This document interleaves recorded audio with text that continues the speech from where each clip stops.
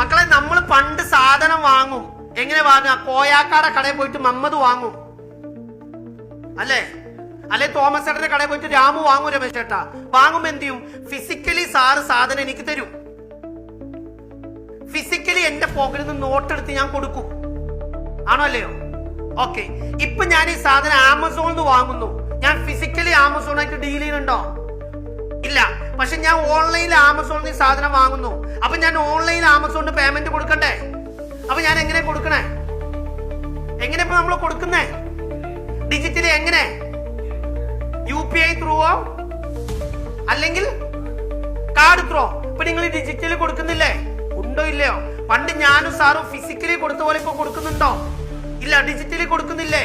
അപ്പൊ വെബ് 2ന്റെ കാലഘട്ടത്തിൽ നമ്മൾ ഫിനാൻഷ്യൽ ട്രാൻസാക്ഷൻ നടത്തിയിരുന്നു. എങ്ങനെ? UPI പോലത്തെ സാധനങ്ങൾ ഉപയോഗിച്ചാണോ അല്ലയോ? ഇപ്പോഴും നമ്മൾ നടത്തുന്നുണ്ടോ? ഉണ്ട്. അങ്ങനെ വെബ് 3യുടെ അപ്ലിക്കേഷൻ വന്നു. ഇന്ന് വെബ് 2 ഉള്ള സ്ഥലത്തെല്ലാം നാളെ വെബ് 3 റീപ്ലേസ് ചെയ്തു. നിങ്ങൾ വിചാരിക്കുന്ന പോലെയല്ല. ഫിനാൻസിൽ, സപ്ലൈ ചെയിൻ മാനേജ്മെന്റിൽ, സ്റ്റോക്ക് റെക്കോർഡിംഗിൽ, ഹെൽത്ത് കെയറിൽ എല്ലാ സ്ഥലത്തും ബ്ലോക്ക് ചെയിൻ അപ്ലിക്കബിൾ ആണ്.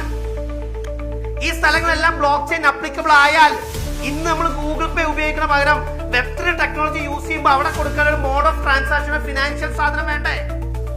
അതെന്തായിരിക്കും? അതായിരിക്കും ക്രിപ്റ്റോ കറൻസി.